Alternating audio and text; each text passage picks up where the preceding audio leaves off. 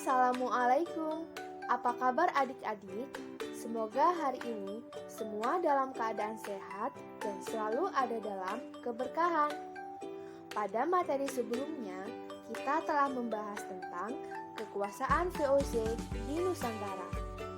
Kita juga telah mengulas bahwa VOC akhirnya secara resmi dibubarkan pada tanggal 31 Desember 1799. Namun, dibubarkannya kerajaan VOC oleh pemerintahan Belanda tidak menghentikan praktik kolonialisme dan imperialisme di Nusantara. Setelah VOC dibubarkan, pemerintahan di Nusantara di bawah pengaruh Republik Batak. Jadi, materi pada pertemuan kali ini kita akan membahas masa pemerintahan Republik Batak di Nusantara. Pada awal tahun 1795 terjadi perubahan di Belanda, di mana pasukan Perancis menyerang Belanda.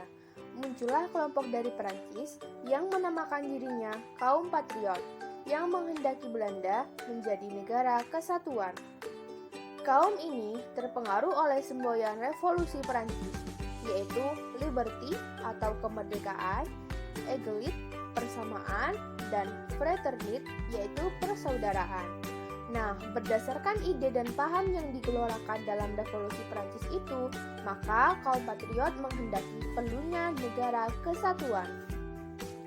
Bertepatan dengan keinginan tersebut, pada awal tahun 1795, pasukan Prancis menyerbu Belanda. Hal ini membuat Raja William V melarikan diri ke Inggris. Dan Belanda pun berhasil dikuasai oleh Perancis. Di Belanda, Perancis kemudian membentuk pemerintahan baru, yaitu Republik Batak, yang dipimpin oleh Louis Napoleon, yang merupakan adik dari Napoleon Bonaparte. Perkembangan politik di Belanda tentunya mempengaruhi kondisi politik di Indonesia. Akhirnya, pemerintahan di Indonesia pun di bawah Republik Batak. Sementara itu, dalam pengasingan, Raja William V oleh pemerintah Inggris ditempatkan di kota Kew. Raja William V kemudian mengeluarkan perintah yang terkenal dengan Surat-Surat Kew, yang berisi perintah yaitu agar para penguasa di negeri jajahan Belanda menyerahkan wilayahnya kepada Inggris, bukan kepada Perancis. Dengan Surat-Surat Kew tersebut, pihak Inggris bertindak cepat dengan mengambil alih beberapa daerah di Hindia seperti di Padang pada tahun 1795, kemudian menguasai Ambon dan Banda pada tahun 1796. Inggris juga mulai memperkuat armadanya untuk melakukan blokade terhadap Batavia. Republik Batak juga tidak tinggal diam dan ingin mengambil alih seluruh daerah bekas kekuasaan VOC di Kepulauan Nusantara. Karena Republik Batak ini merupakan vassal dari Perancis, maka kebijakan-kebijakan Republik Batak untuk mengatur pemerintahan di Hindia masih juga terpengaruh oleh Perancis. Kebijakan yang utama bagi Perancis waktu itu adalah memerangi Inggris. Oleh karena itu, untuk mempertahankan Kepulauan Nusantara dari serangan Inggris, diperlukan pemimpin yang kuat. Akhirnya ditunjuklah seorang pemuda dari kaum patriot untuk memimpin Hindia, yaitu Herman Willem Daendels. Ia dikenal sebagai tokoh muda yang revolusioner. Pemerintahan Daendels sebagai gubernur jenderal di Indonesia berlangsung dari tahun 1808 hingga 1811 dengan tugas utamanya adalah mempertahankan Pulau Jawa agar tidak dikuasai oleh Inggris. Daendels berusaha untuk menghapus feodalisme dan menjadikan masyarakat Indonesia lebih dinamis dan produktif. Hal ini dilakukan demi kepentingan Republik Batak. Selama pemerintahannya, Daendels juga mengeluarkan kebijakan-kebijakan dalam bidang pertahanan keamanan, politik dan pemerintahan, peradilan, dan sosial ekonomi. Baiklah, mari kita ulas bersama-sama terkait dengan kebijakan-kebijakan yang dikeluarkan oleh Daendels. Yang pertama, kebijakan dalam bidang pertahanan dan keamanan, yaitu membangun benteng-benteng pertahanan baru membangun pangkalan angkatan laut di Anyer dan Ujung Kulon, namun pembangunan pangkalan di Ujung Kulon boleh dikatakan tidak berhasil.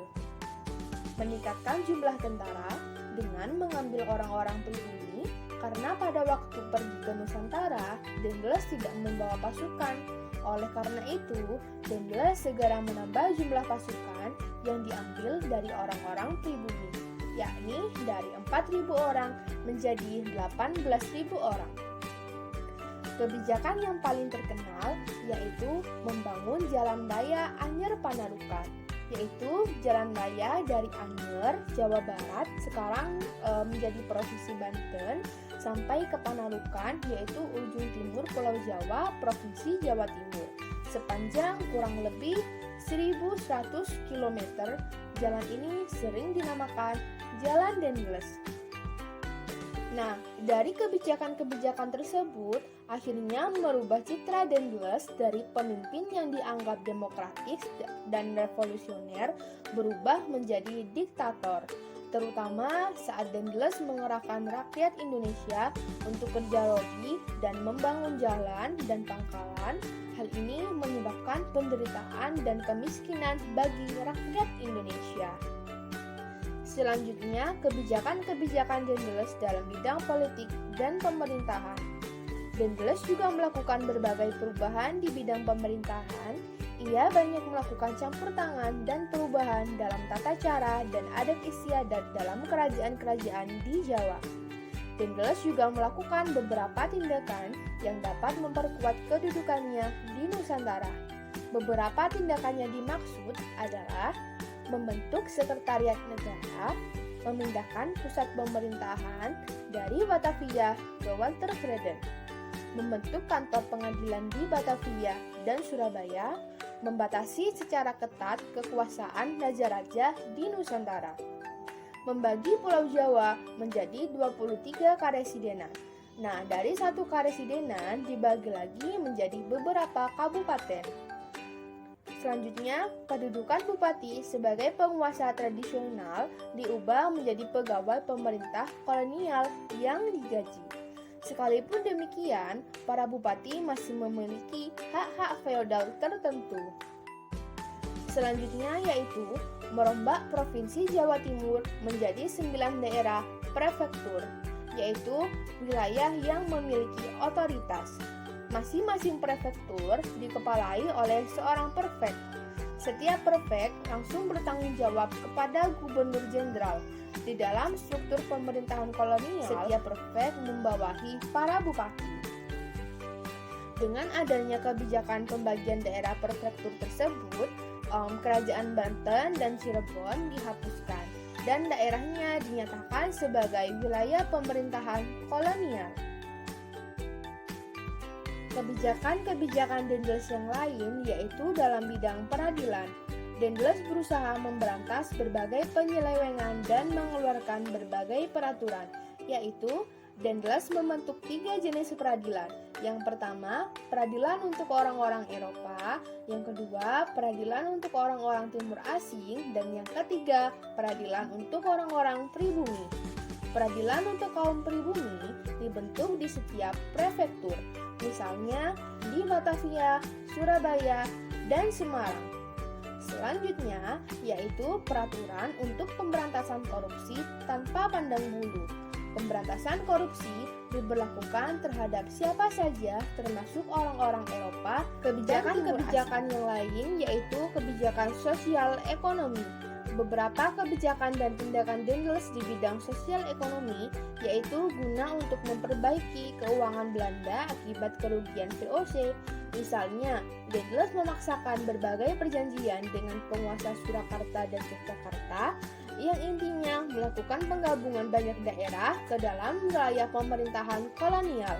Misalnya, daerah Cirebon mengeluarkan uang kertas, membentuk Dewan Pengawas Keuangan atau DPK, meningkatkan usaha pemasukan uang dengan cara pemungutan pajak kepada swasta, meningkatkan penanaman tanaman yang hasilnya laku di pasaran dunia. Rakyat juga diharuskan melaksanakan penyerahan wajib hasil pertaniannya, melakukan penjualan tanah-tanah kepada pihak swasta, contohnya Tionghoa, dan Arab. Masa pemerintahan Gubernur Jenderal Daendels hanya berlangsung selama 3 tahun. Hal ini dipengaruhi oleh tabiat Daendels yang sering memaksakan kehendak, tidak segan memberikan hukuman berat kepada pegawai.